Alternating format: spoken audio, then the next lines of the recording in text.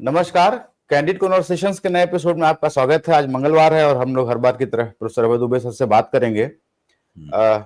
हम लोग आज एक जो वर्तमान राजनीतिक परिदृश्य है उस पर जरा समझने की कोशिश करेंगे। दो तीन चीजें एक साथ हो रही हैं। एक राहुल गांधी एक वोट अधिकार यात्रा निकाल रहे हैं। वोट चोरी का उनका जो एक कैंपेन है वो काफी कुछ इस समय हिट हो रहा है।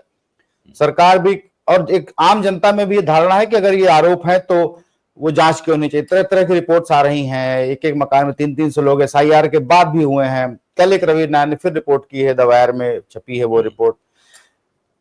इधर क्या हो रहा है कि मोदी जी, मुझे लगता है सर कि जिस दिन से 240 सीटें उनकी आई, वो शायद मोदी जी का खेल उस दिन खत्म हो गया था।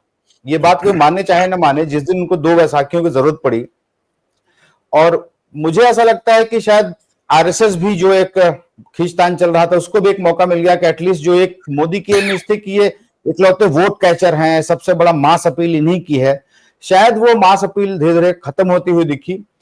और विपक्ष तो इस मौके को, जाहिर सी बात है, कोई भी राजनीति में होगा तो भुनाना चाहेगा, लेकिन अंदर भी बहुत सारी राजनीति है। अमेरिका से एक झगड़ा चल रहा है, कुछ परफॉर्म हो नहीं रहा, मोदी जी के पास नया कहने के लिए कुछ है नहीं। ये सर, आपको लग रहा है कि बहुत तरीके के संकट में घिरे हुए हैं इस समय मोदी जी खास करके? भाई, मोदी जी का जो बिल्कुल ताजा बयान है जो आज अखबारों में सुर्खियों में छपा है, लीड मतलब हेडलाइन में छपा है, उस बयान को ही देख लीजिए। वो कह रहे हैं, मोदी जी खुद कह रहे हैं कि दबाव बहुत है, बढ़ेगा भी, लेकिन झेल लेंगे। हैं? उसको उन्होंने जोड़ दिया है ट्रंप द्वारा, अमेरिका द्वारा डाले गए दबाव से। लेकिन ये केवल ट्रंप वाला दबाव नहीं है। कोई भी व्यक्ति जिसकी जड़ अपने जमीन में मजबूती से मजबूत हो, है, जिसको अपनी पार्टी का पूरा समर्थन हो, जिसको देश की जनता का समर्थन हो, वो कोई अमेरिका के दबाव से क्या दबने वाला है। कि इंदिरा गांधी ने कभी कहा था ये कि हम झेल लेंगे, हमारे ऊपर दबाव बहुत है। मैं आपको बता रहा हूं कि जब राजीव गांधी प्रधानमंत्री थे और बुश सीनियर राष्ट्रपति थे अमेरिका के, तो उन्होंने उनका एक कानून था सुपर 301, सुपर 301। सुपर 301 कानून के तहत भारत को उन्होंने धमकी दी थी कि हम आपके ऊपर इतने ज्यादा टैरिफ लगा देंगे। जैसे ट्रंप ने धमकी दी है, बिल्कुल वैसी ही धमकी थी कि हम आपको इन तमाम चीजों पे आपके टैरिफ लगा देंगे। तो राजीव गांधी ने कहा था कि राजीव गांधी ने कहा कि मैं इस सवाल पे तो आप लोगों से बात भी नहीं करूंगा कोई, अमेरिका से। राजीव गांधी ने फोन करने से, बात करने तक से इनकार कर दिया था कि जो मन में आए कर लो। तो 3-4 महीने तक अमेरिका धमकियां देता रहा। उसके बाद खुद चुपचाप उन लोगों ने अपनी धमकी वापस ले ली। इंदिरा गांधी वाला मामला तो बांग्लादेश युद्ध का वाला मामला हम लोग कई बार कह चुके हैं। राजीव गांधी वाला मामला नहीं है जो बिल्कुल आज ट्रंप जो टैरिफ लगा रहे हैं, वही बात थी उस वक्त। अब आप उससे तुलना कीजिए नरेंद्र मोदी की। नरेंद्र मोदी की हालत खस्ता है। आप यहां दिल्ली में नेहरू प्लेस चले जाइए, वहां के जो टेक्सटाइल विक्रेता हैं, जो कपड़ा, जो वस्त्र विक्रेता हैं वहां के, आप अखबार में पूरी रिपोर्ट छपी है, आप देख लीजिए उनकी क्या हालत है बुरी इस वक्त। खास बात यह है कि ट्रंप ने जो टैरिफ लगाए हैं भारत के ऊपर, उससे वो क्षेत्र प्रभावित हो रहे हैं जो कि लेबर इंटेंसिव यानी श्रम सघन है, जहां बड़े पैमाने पर लोगों को नौकरी मिलती है। टेक्सटाइल का क्षेत्र है, जेम एंड ज्वेलरी का क्षेत्र है, वो क्षेत्र प्रभावित हो रहे हैं। अगर ट्रंप ने वो 25% की पेनल्टी लगा दी, और पेनल्टी आज 26 तारीख है, कल लगनी है। आज हम रिकॉर्ड कर रहे हैं जब प्रोग्राम आपके साथ, तो कल पेनल्टी लगनी है, इसलिए इस पर चर्चा करनी भी जरूरी है। तो वो लगा दी अगर पेनल्टी, तो एकदम जैसे कि जिस आदमी को पहले से ही डायबिटीज हो और उसको आप बहुत सारी मिठाई खिला दें आधा किलो, तो उसकी शुगर जिस तरह स्पाइक होती है, बढ़ती है, उस तरीके से भारत की अर्थव्यवस्था की तो वैसे ही खराब हालत है। ऊपर से ट्रंप ने ये 25% की पेनल्टी लगा दी, तो बिल्कुल आप जो बेरोजगारी जो है स्पाइक होकर बढ़ेगी। अब आप देखिए दिल्ली के रामलीला मैदान में बहुत सी चीजें जुड़ी हुई हैं, इसलिए आपको लगेगा कि मैं कहां कहां की बातें ला रहा हूं, बहुत जरूरी है। दिल्ली के रामलीला मैदान में SSC के छात्र थे, जो SSC के अभ्यर्थी छात्र थे, स्टेट सर्विस कमीशन के छात्र जो थे, उनके ऊपर क्या पुलिस ने मार लगाई है। कल पूरे दिन टीवी पर रिपोर्ट होता रहा, उसको क्या मारा है उन बेचारे छात्रों को। नौजवान पीढ़ी है हमारे देश की।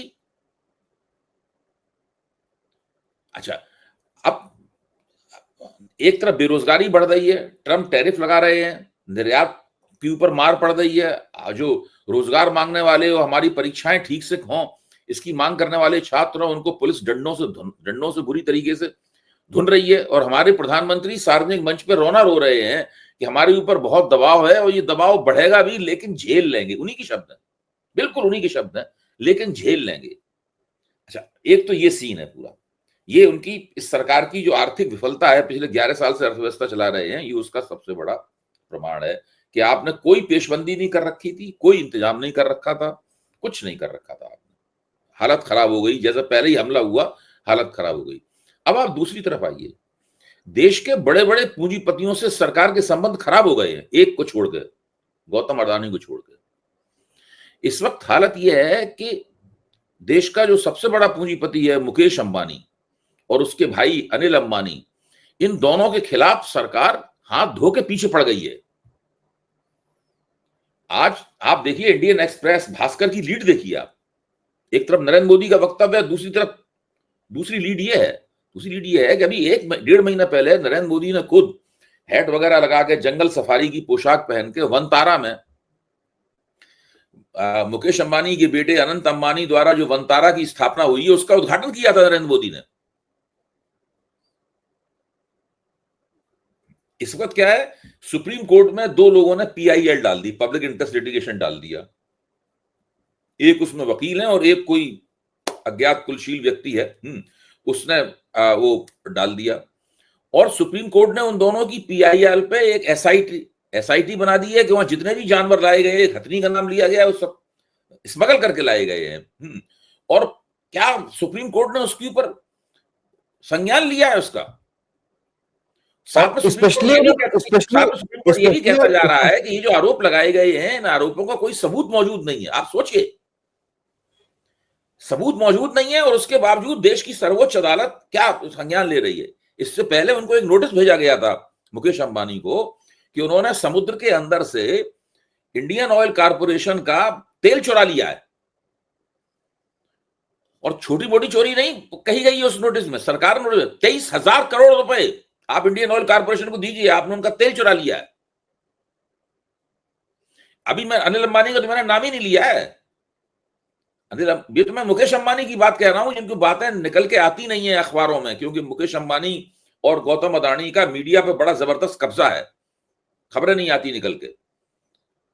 अनिल अंबानी पे आरोप है कि तकरीबन 3,000 करोड़ रुपए का चूना उन्होंने स्टेट बैंक को लगाया है। अब अनिल अंबानी के का प्रवक्ता कहते कहते थका जा रहा है कि भाई ये 10 साल पुराना मामला है, 10 साल पुराना मामला है?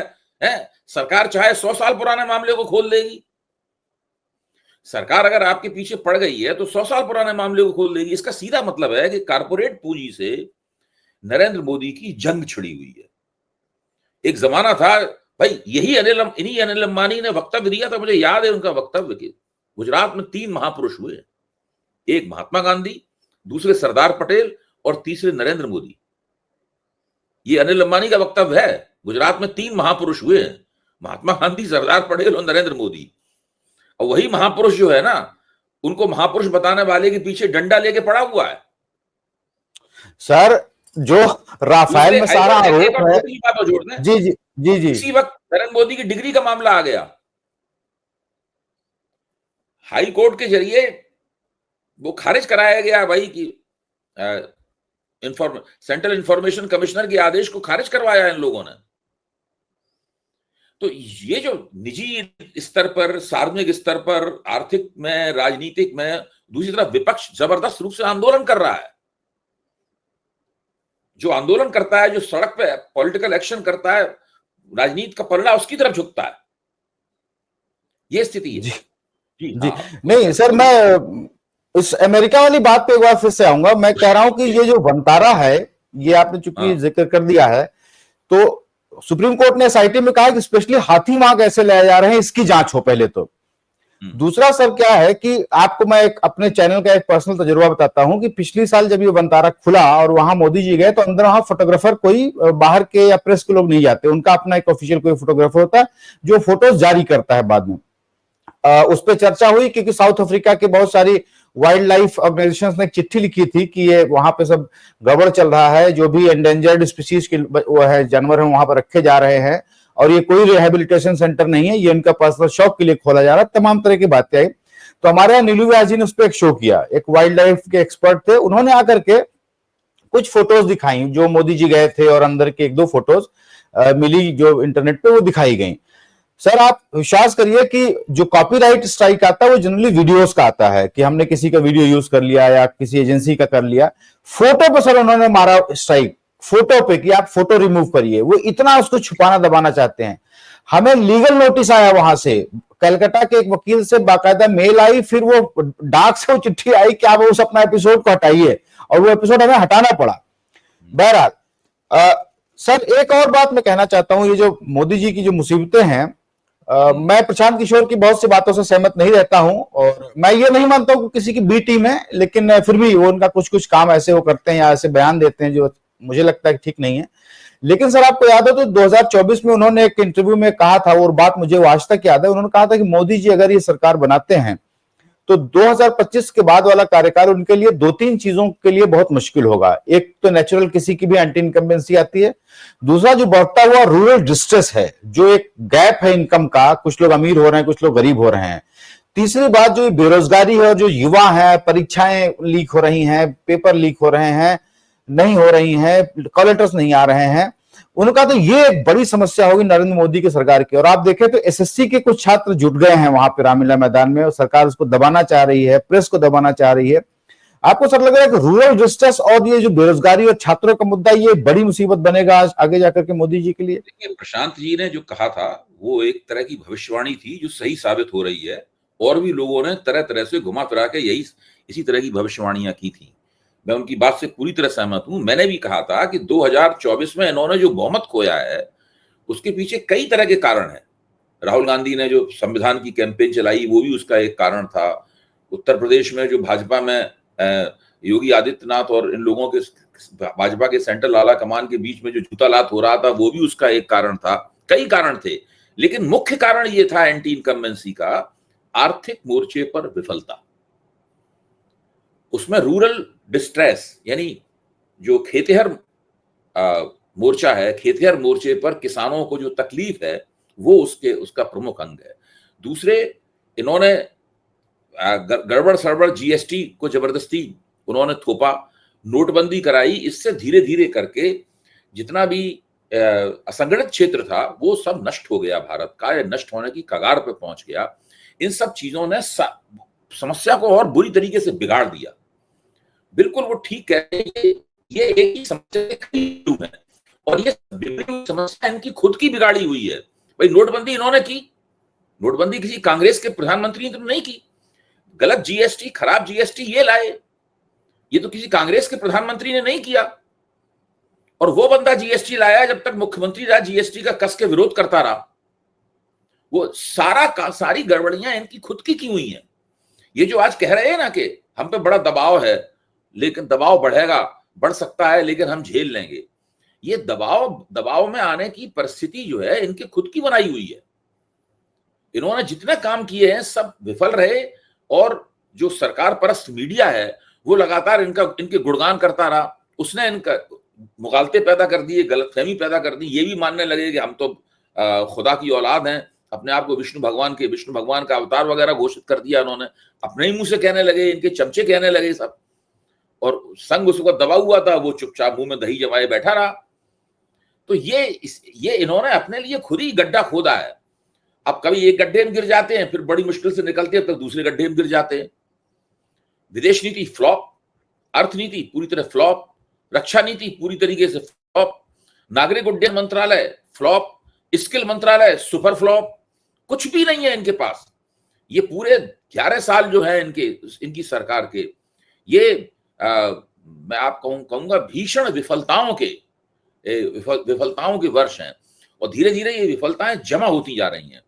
जब विफलताएं जमा हो जाती हैं तब फिर उनको आपने हल किया नहीं विफलताओं को, समस्या, तो फिर आप प्रबंधन करने से कैसे काम चलता है? अब देखिए कैसी कैसी बातें चल रही हैं कि धनखड़ साहब गायब हैं। कल एक नेशनल चैनल ने पूरा एक कार्यक्रम, एबीपी चैनल में संदीप चौधरी ने पूरा एक प्रोग्राम इसी के ऊपर किया, धनखड़ साहब गायब। उसमें क्या तथ्य निकल के आ रहे हैं कि राष्ट्रपति भवन ये कह रहा है, जो आरटीआई डाली गई उसमें राष्ट्रपति भवन ये कह रहा है कि कि धनखड़ साहब कब गए थे वहां पर राष्ट्रपति को अपना त्यागपत्र देने के लिए, इसके बारे में उनको कोई जानकारी नहीं है उनके पास।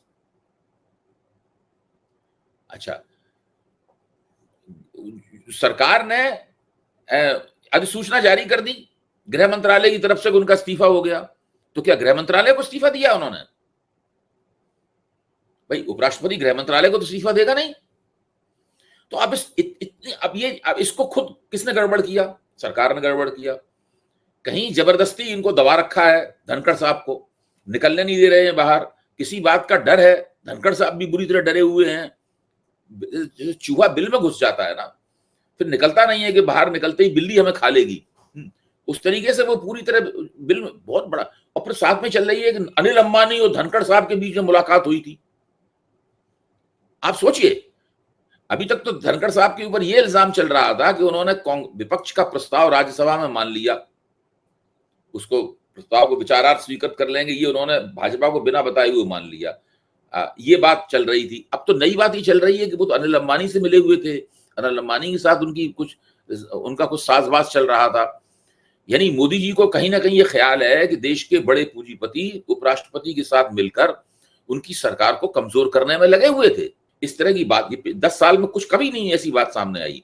ऐसा होने लगा, इसका मतलब है कि सत्ता की बागडोर पूरी तरीके से प्रधानमंत्री के हाथ में नहीं है। सत्ता अब एक बहुकेंद्रीय हो गई है। ये प्रधानमंत्री हैं, सत्ता की बागडोर का एक हिस्सा इनके पास है, सत्ता का एक हिस्सा इनके पास है, लेकिन बाकी लोग भी सत्ता को इस्तेमाल कर रहे हैं। जी सर, मैं एक बार, चूंकि अमेरिका का टैरिफ फाइनली कल से लगी जाए शायद, तो मैं एक और बात जरा करना चाहता हूं कि पिछले साल सर जब चुनाव चल रहा था लोकसभा का, तो हम लोग राहुल गांधी से मिलने गए थे। एक आउटरीच प्रोग्राम के तहत वो तरह तरह के समाज के वर्गों को बुला रहे थे, तो पत्रकारों के एक वर्ग में, एक डेलीगेशन में मैं भी गया था। तो वहां पे चूंकि उस समय ये संविधान बदलने का बहुत मुद्दा जोर पे था, तो मैंने उनसे कहा कि आपको लगता है कि सच में संविधान बदल जाएगा और ये कितनी बड़ी समस्या है? तो उन्होंने कहा देखिए, संविधान अगर वो बदल भी देंगे तो वो बड़ी समस्या नहीं है, सत्ता में हम आएंगे तो हम वो रिस्टोर कर देंगे, वो बड़ा मुश्किल काम नहीं है। उन्होंने जो फिर समझाना शुरू किया सर, वो विदेश नीति और जो हमारा ट्रेड और विदेशों से रिश्ते हैं। उन्होंने कहा कि बहुत सारी बातें कही उन्होंने 1-1.5 घंटे तक। फाइनली जो उनकी बात का कुल लबल हुआ गया था, वो ये कह रहे थे कि भारत कहीं ऐसा ना हो कि दो बड़ी महाशक्तियों के बीच, अमेरिका और रूस के बीच बैटल ग्राउंड बन जाए। तो ये बात मुझे उस समय थोड़ी समझ में नहीं आई कि इसका क्या मतलब है कि दो लोगों की शक्तियों में बैटल ग्राउंड हम कैसे बनेंगे। खैर, मैंने उनसे पूछा कि ये रास्ता क्या है। उन्होंने कहा नहीं, कोई रास्ता नहीं है, आपके पास सिर्फ आप मैन्यूवर कर सकते हैं, इनसे जो फायदा मिले इनसे ले लीजिए, उनसे जो फायदा मिले उनसे ले लीजिए, दोनों से संबंध ठीक रखिए, एक डिस्टेंस बना के रखिए किसी से। और उन्होंने कहा कि मोदी जी क्या करें, कभी रूस के साथ दिखते हैं, कभी अमेरिका के साथ दिखते हैं। लेकिन सर, जब परसों ट्रंप ने अनाउंस किया कि मैं पेनल्टी इंडिया पे इसलिए लगा रहा हूं क्योंकि मुझे रूस को ठीक करना है, तो बात मुझे वो याद आई कि ये शायद इसी बैटल ग्राउंड बनने की बात कर रहे हैं, क्योंकि उसके दुश्मन रूस से है तो इंडिया पे टैरिफ ठोक रहा है। ये सर कितनी बड़ी समस्या होने जा रही है, क्योंकि कह रहे हैं कि जीडीपी बाई 0.5% नीचे आ सकती है हमारी, अगर ये टैरिफ इस टाइप से लग गया तो। देखिए, जीडीपी तो एक आंकड़ा है, वो 0.5% नीचे आ जाए और 0.5% ऊपर चला जाए, इससे वास्तव में लोगों को फर्क नहीं पड़ता। मैंने जो बात पहले कही थी कि अगर कोई शुगर का मरीज है और उसको आधा किलो मिठाई आप खिला दीजिए, तो आप समझ लीजिए उसका काम तमाम है, वो शुगर उसकी आसमान 400 पहुंच जाएगी उसकी। तो भारत की अर्थव्यवस्था को पहले से ही बेरोजगारी की शुगर हुई है। ये भारत की अर्थव्यवस्था बेरोजगारी के मधुमेह की शिकार है। और ट्रंप जो 25% दंड स्वरूप, देखिए आप सोचिए, दुनिया का कोई दूसरा देश भारत से कह रहा है कि हम आपको 25% का दंड देंगे। हम सार्वजनिक मंच पे बैठे हुए हैं, पब्लिक इंडिया के, गंदी भाषा का, जो गली की भाषा होती है उसका इस्तेमाल नहीं करना चाहते। उसका इस्तेमाल करके अगर मैं कहूं तो बात वही है जो कहा जा रहा है। भारत को दंड देगा कोई दूसरा देश? आप सोचिए, भारत जो कि संप्रभु और प्रभुसत्ता संपन्न गणराज्य है, जिसने आजादी पाई 1947 में अंग्रेजों से लड़ने के बाद में, 50 साल अंग्रेजों के खिलाफ लड़ा, उससे पहले 1857 में विद्रोह किया था अंग्रेजों के खिलाफ। उस भारत को अमेरिका का राष्ट्रपति कहता है कि हम तुम्हें दंडित करेंगे, और भारत का प्रधानमंत्री कह रहा है कि हम पे बहुत दबाव है। ये दबाव बढ़ सकता है, लेकिन हम इसे झेल लेंगे, ये कह रहा है। उपराष्ट्रपति गायब है, भारत का गृह मंत्री खुद सवाल पूछवाता है ताकि इस बात का जवाब दे सके कि भाई, तो कहता है, वो सफाई दे रहा है भारत का उपराष्ट्रपति। ये जिस सरकार की ये स्थिति हो, आप समझ लीजिए उस सरकार के पैरों तले की जमीन खिसक रही है तेजी के साथ में, और विपक्ष सड़कों पर निकला हुआ है। वो जनता से संपर्क कर रहा है, जन सैलाब उमड़ रहा है। इस वक्त बिहार के अंदर स्थिति यह है कि राहुल गांधी की लोकप्रियता तेजस्वी यादव और लालू यादव से भी ज्यादा है। मैं आपको बताऊं, तेजस्वी यादव राहुल गांधी की लोकप्रियता पर निर्भर है। इसीलिए तेजस्वी यादव खुल के कह रहे हैं कि हम आपको पीएम बनाएंगे। राहुल गांधी नहीं कह रहे खुल के हम आपको सीएम बनाएंगे, हालांकि बनेंगे वही सीएम, सब लोग जानते हैं, लेकिन तेजस्वी यादव तो रोज कह रहे हैं कि हम आपको पीएम बनाएंगे। राहुल गांधी कहते हैं कि हमारे साथ काम कर रहा है बंदा, हमारी बहुत बढ़िया ट्यूनिंग चल रही है, कोई टेंशन नहीं है, हम लोगों का आइडियोलॉजिकली हम लोग एक हैं, सब बढ़िया बढ़िया तरीके से चल रहा है। यूनिक शब्द है, कोई टेंशन नहीं है, सब बढ़िया चल रहा है आंदोलन। तो बिल्कुल विपक्ष की इस वक्त बल्ले बल्ले है, उसका ग्राफ ऊपर जा रहा है, राहुल गांधी का ग्राफ ऊपर जा रहा है, नरेंद्र मोदी का ग्राफ नीचे जा रहा है, उनकी राजनीति मुरझाई हुई है। ये सब लोग बचाव की मुद्रा में है।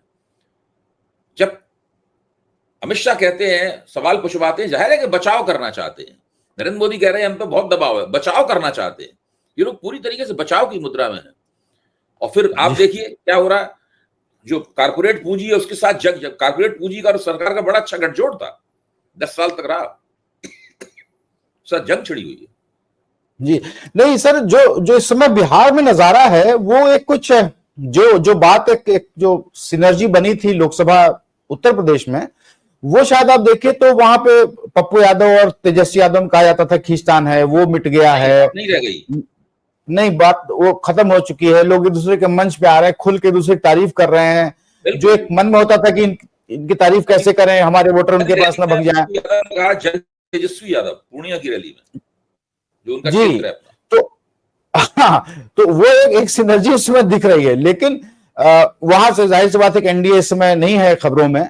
लेकिन सर क्या जो वोटर लिस्ट पे एक भरोसा है, और फिर से स्टोरी आई है कि एसआईआर के बाद एक एक घर में 300 वोटर, 250 वोटर अभी हैं, तो वो भरोसा आपको लगता है कि वो उस पर कामयाब होंगे, या अब लगता है कि नहीं, वोट कम से कम नहीं पड़ेगा इस टाइप से फर्जी, क्योंकि इतनी अवेयरनेस आ गई है लोगों में। योगेंद्र यादव और उनके मित्रों ने इंडियन एक्सप्रेस की ओपेड पेज पे फिर से एक डेटा एनालिसिस पेश किया है बहुत बड़ा, जिसकी कैचलाइन ये है कि अगर यही चलता रहा तो 2 करोड़ वोटरों का मताधिकार छीनने का खतरा है। इसलिए जो लोग ये कह रहे हैं कि भाई 65,64,000 कट गए, लेकिन बाकी बचे हुए जो 7.25 करोड़ वोटर हैं, उनके पास तो उनके मताधिकार तो बिल्कुल तय है, बिल्कुल एकदम, उसमें कोई दिक्कत नहीं, उनको इस आंदोलन से कोई मतलब नहीं। ये तर्क दिया जा रहा है ना कि इस आंदोलन से मतलब 65,000 है ना, 2 करोड़ कोई मतलब नहीं आंदोलन से। लेकिन बात केवल 65,64,000 तक नहीं है, मामला तो कुछ और है। मामला यह है कि ये पूरी प्रक्रिया में अंततः क्या होगा, किस किस के वोटिंग अधिकार छिनेंगे, और वो उसको वापस लेने के लिए उसको क्या जद्दोजहद करनी पड़ेगी, किसी को अभी तक कुछ नहीं पता है। ये एक ऐसी परिस्थिति है जो भारत के इतिहास में आज तक नहीं हुई।